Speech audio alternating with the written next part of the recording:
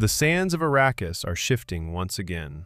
The first trailer for Dune Part 3 has finally arrived, giving fans their first glimpse at the next chapter in Paul Atreides' story. The film adapts Dune Messiah, the sequel to Frank Herbert's legendary sci-fi novel, and the trailer teases massive battles, political conspiracies, and the heavy burden of ruling an empire. But like any great Dune trailer, there's a lot more going on beneath the surface. From hidden story clues to major character reveals, here are the biggest things you might have missed in the Dune Part 3 trailer. If we have a girl, what will we name her? The trailer begins with a quiet but powerful image, someone washing their hands in a basin of water on Arrakis. In the world of Dune, water is incredibly valuable. For the Fremen, it represents life, survival, and spiritual significance. Seeing water used so casually immediately signals that Arrakis has changed since Paul took power. In the books, Paul promised the Fremen that their desert planet would one day become green and fertile, but that transformation also threatens the very culture that defines them.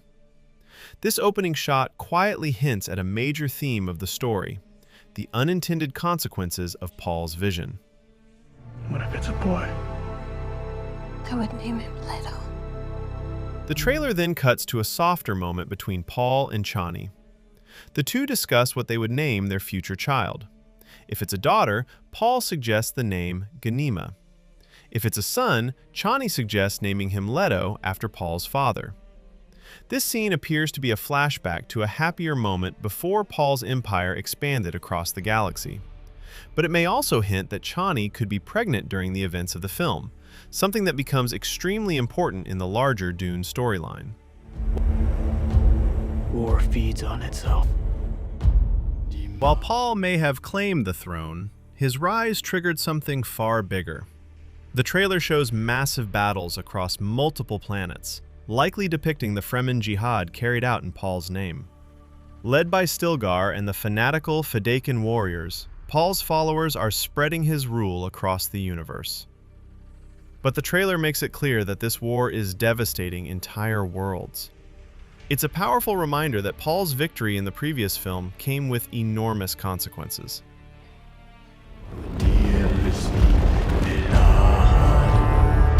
One of the most exciting reveals in the trailer is the appearance of Paul's sister, Alia. In the previous film, Alia was still unborn when Jessica drank the water of life. That ritual awakened her consciousness before birth, giving her access to the memories of countless ancestors. Now fully grown, Alia appears to be playing a major role in Paul's empire.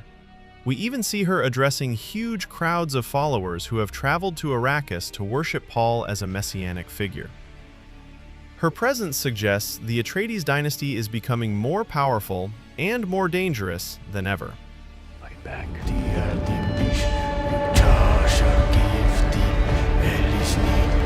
But Paul's growing power has created powerful enemies. The trailer hints at a secret alliance forming between several major factions in the Dune universe. These include the Bene Gesserit, the Spacing Guild, and the mysterious Tleilaxu. Together, they are plotting to remove Paul from power. Because if Paul's empire continues expanding, the balance of power across the entire galaxy could collapse. I'm doing the best I can to protect my family. One brief but fascinating shot shows a strange floating container holding a distorted figure inside. This appears to be a guild navigator. Navigators are humans who have been heavily mutated by constant exposure to spice. Their altered minds allow them to see possible futures and guide massive starships safely through space. But their limited prescience also allows them to hide actions from Paul's own visions, which makes them key players in the conspiracy forming against him.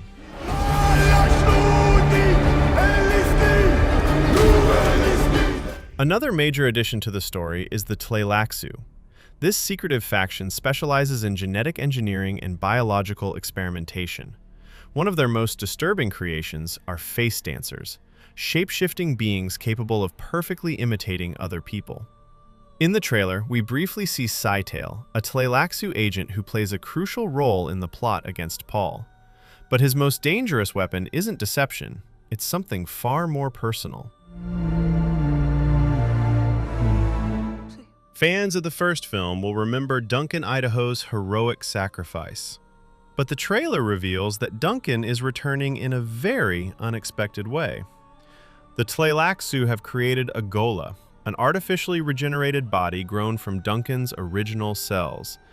This new version of Duncan is known as Hate. He looks the same and retains many of his combat abilities, but he has no memory of his previous life. The conspirators plan to use him as a psychological weapon against Paul.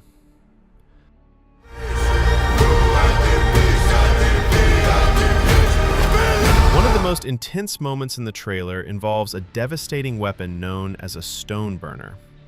Stone burners use atomic energy to drill deep into a planet's crust before unleashing a massive explosion. But they also release a deadly radiation blast that can destroy human eyes. And in the trailer, Paul appears to be standing dangerously close to the explosion. This moment could become one of the most shocking events in the entire film. But I must not die. Yet. The trailer ends with a dramatic shot of Chani standing on the back of a massive sandworm. She appears older, battle-hardened, and ready for combat. Even more interesting, she seems to be fighting other Fremen warriors. This could hint that Chani has joined a rebellion against Paul's empire, or that she's protecting Arrakis from enemies trying to control the spice. Either way, it looks like her role in the story will be far bigger than it was in the original book.